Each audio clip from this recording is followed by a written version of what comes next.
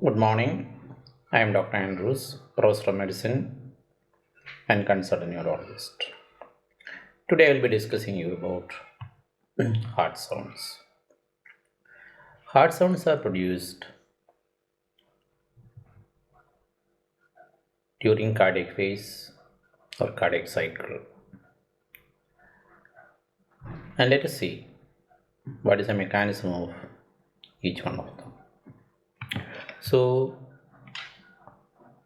this this is the representation of the heart.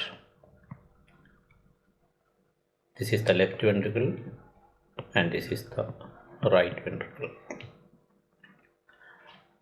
When the ventricle starts contracting, the pressure inside the right and left ventricle increases, and this will cause closure of the mitral and tricuspid valve, and this produces the first heart sound.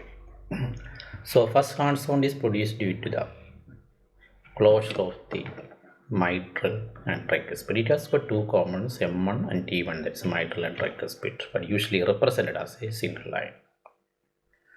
So as the pressure inside the ventricle increases during systole, the aortic valve and the pulmonic valves are opened. Opening of this valve usually will not produce any sound, audible sound. If the valves are normal, but if it is stiff, as in a case of aortic stenosis, this can produce a sound. It is called the ejection click. It is called ejection click because it is a clicking sound, high pitched, and it is occurring during ejection of blood, so it is called ejection click. So from the aorta it is called aortic ejection click, from the pulmonary it is called pulmonary ejection click. Now it is the systole. At the end of ventricular systole, the ventricle is pushing the blood into the aorta and pulmonic. The pressure inside the ventricle comes down as the ventricle start relaxing for the diastasis. This will produce the tendency for the blood to come back into the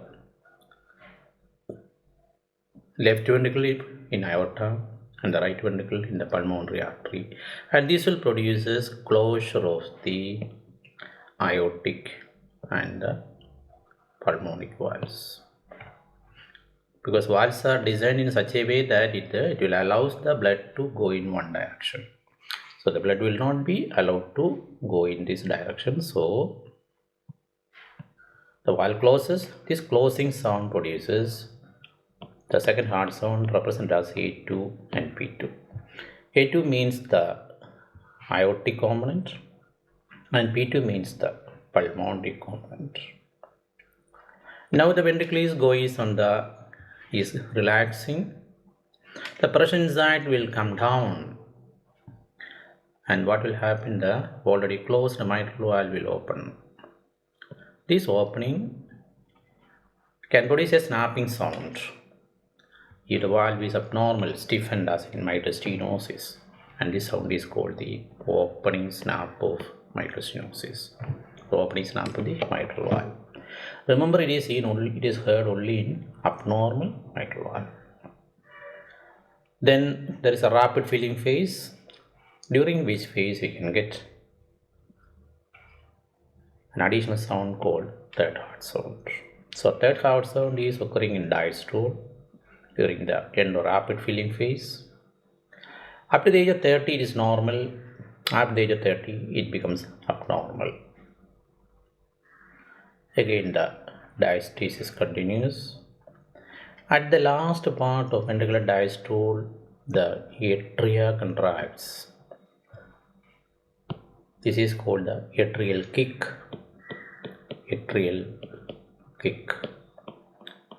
Around 30% of the blood flow to the ventricles are through the atrial kick. That is the importance of development of atrial fibrillation that leads on to problems in ventricular filling.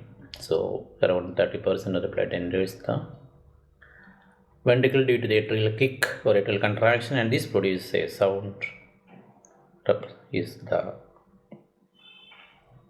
S4.